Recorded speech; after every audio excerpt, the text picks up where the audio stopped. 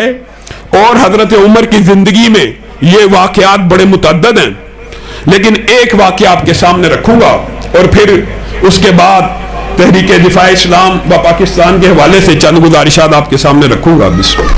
नाराए तकबीर, इस्लाम, हजरत उमर ने एक ऑर्डिनेंस जारी किया अपने दौरे खिलाफत में, और खलीफा राशिद हैं, आपको पता है ना, इनके पास ये सनद भी है, रसूलुल्लाह ने खुलफाए राशिदीन की सुन्नत को भी हुज्जत करार दी। अब इन्होंने एक ऑर्डिनेंस जारी किया। उन्होंने कहा कि मैंने बड़ा गौर व फिक्र किया है कि जो अंगूठा है वो कुव्वत व ताकत में बहुत ज्यादा है, और मेरे पास रसूलुल्लाह की एक हदीस मौजूद है कि हाथ कट जाए तो उसकी दियत 50 ऊंट हैं। तो मैं उमर इन 50 ऊंटों को उंगलियों पे तकसीम करना चाहता हूं, और मैं अपनी राय से और अपने इज्तिहाद से और अपनी फकाहत से ये फैसला करता हूं, अगर अंगूठा कट जाए तो इसकी दियत 15 ऊंट होंगे। 7 वाली 2 उंगलियां जो कुव्वत और ताकत में तकरीबन बराबर होती हैं, ये 2 कट जाएं तो इनकी दियत 10-10 ऊंट। उसके बाद छोटी उंगली से पहले आने वाली उंगली जो कुव्वत और ताकत में कदरे कमजोर होती है बाकी उंगलियों से, इसकी दियत 9 ऊंट, और सबसे कमजोर उंगली ये कट जाए तो इसकी दियत 6 ऊंट। बनाए कितने? 50 ही बनाए। रसूलुल्लाह की हदीस कितनी? हाथ कट जाए तो 50 ऊंट। और उंगलियों के ऊपर तकसीम करने की राय किसने दी? हजरत उमर ने। ऑर्डिनेंस जारी कर दिया, कादियों के पास ऑर्डिनेंस जा रहा है, जा रहा है, जा रहा है, जा रहा है, जा रहा है।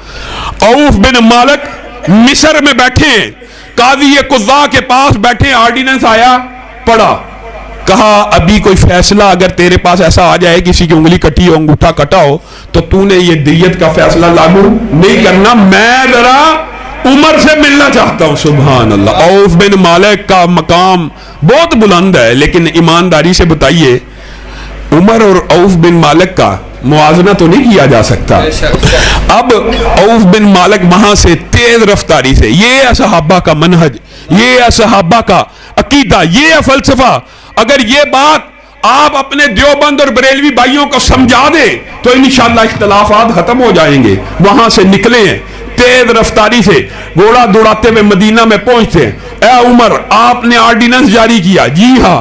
आपने किस दलील के तहत, किस असूल के तहत ये ऑर्डिनेंस जारी किया है? आपने जो ये हर कादी को ऑर्डिनेंस भेजा, आपके पास इसकी क्या दलील है? कौन पूछ रहा है? एक मुकाबले में एक साहबी का दर्जा बुलंद और दूसरे का कम। हजरत उमर आपकी गुफ्तगू को सुन रहे हैं, और मेरे जहन में आता है, ये वैसे रवायत के अंदर अल्फाज मौजूद नहीं, हजरत उमर सोचते होंगे मिस्र से आया है, ना सलाम ना दुआ, आते साथ मेरे से पूछ पड़त करना शुरू हो गया, कोई खाना पीना बैठना। कहा तू जो आगे है मेरे से झगड़ा कर रहे हैं, तेरे पास मेरे इस ऑर्डिनेंस के खिलाफ क्या दलील है? मैंने तो बड़ी गौर फिक्र के साथ अपनी राय के साथ यह इज्तिहाद किया कि 50 ऊंटों को हाथ के ऊपर इंसाफ के साथ कैसे तकसीम किया जाए। उमर, आपकी राय दलील नहीं है। औफ बिन मालिक कह रहे हैं आपकी राय दलील नहीं। अच्छा, तू जो मुझे कह रहा है तेरे पास इसकी क्या दलील है? कहा हाँ उमर, सुन लीजिए, मैं इसी मदीने में बैठा था, रसूलुल्लाह की बारगाह में बैठा हुआ था, रसूलुल्लाह दियत के मसाइल बयान कर रहे थे, रसूलुल्लाह ने ये अल्फाज कहे थे, अला इन्नल असाबिया, अला इन्नल असाबिया फी दियतिन सवा। अगरचे कुव्वत और ताकत में उंगलियां बराबर नहीं है, लेकिन दियत में बराबर हैं। सुभान अल्लाह। हजरत उमर उसी वक्त अपने कातब को बुलाते हैं और क्या कहते हैं? ये अजीम शान फतवा और अल्फाज हजरत उमर ही से मुस्तार हैं। कहते हैं लिख, उमर का फतवा दोबारा लिख।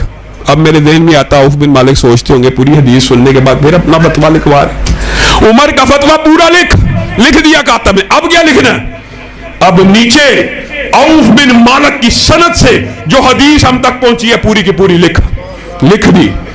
अब क्या किया जाए? अब नीचे उमर का फैसला लिख दोबारा। क्या फैसला है? ये वो मनहज है, ये वो अकीदा है, ये वो नजरिया है जिसको आपने घर घर लेके जाना है। ऊपर उमर का फतवा है, نیچے رسول اللہ کی حدیث ہے. اب عمر کا فیصلہ یہ ہے, عمر کے فتوے کو رد کر دیا جائے, رسول اللہ کی حدیث کو نافذ کر دیا جائے. محمد صلی اللہ علیہ وسلم فرقم بین الناس. دکھ ہوتا ہے یہ صحابہ اگر ہوں ان میں سے بھی ایک کی بات کو لیا جائے گا جس کی بات رسول اللہ کی بات کے مطابق ہوگی, اور تم کہتے ہو نہیں 4 کی بات کو لے لو, جس کی مرضی لے لو, جس کی مرضی لے لو.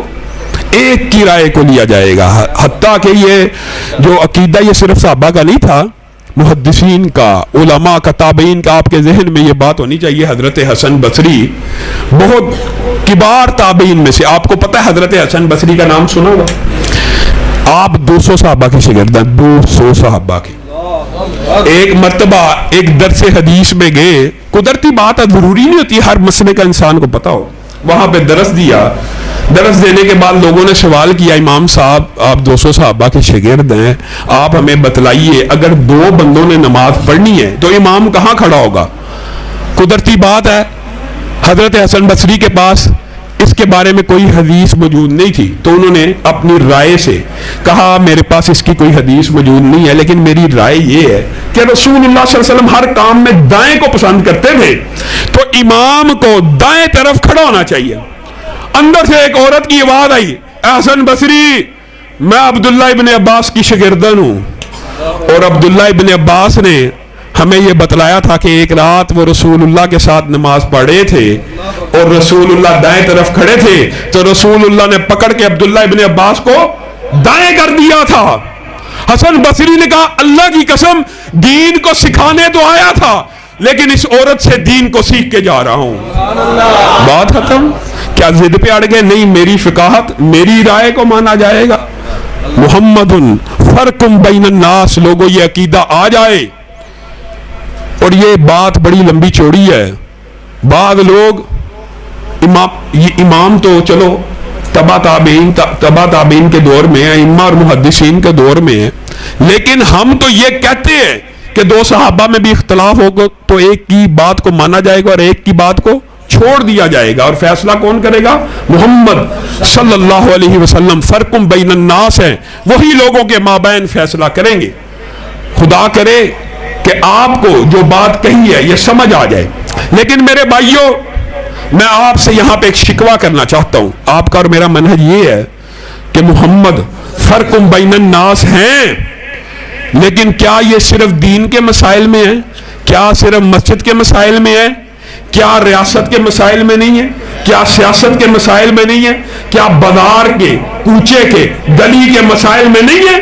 ہم نے یہ کیا عقیدہ بنا لیا کہ رسول اللہ صلی اللہ علیہ وسلم مسجد کے تو امام ہیں, لیکن ریاست اور سیاست کے امام نہیں ہیں.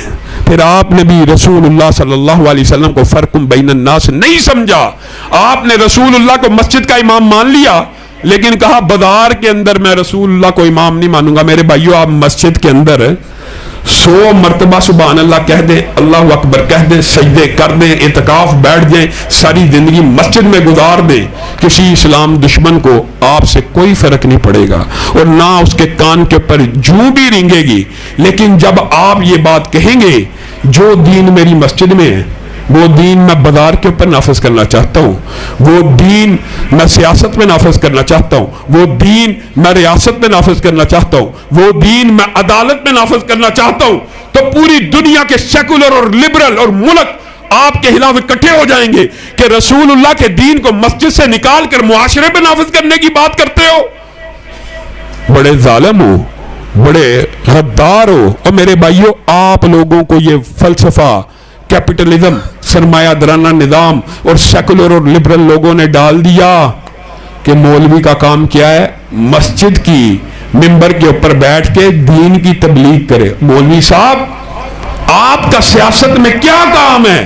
آپ ممبر رسول پہ بیٹھ کے سیاسی گفتگو کیوں کرتے ہیں؟ یہ جو جملہ ہے یہ بھی منہج کے خلاف ہے, اسلام کے خلاف ہے. کیوں؟ سن لیجئے.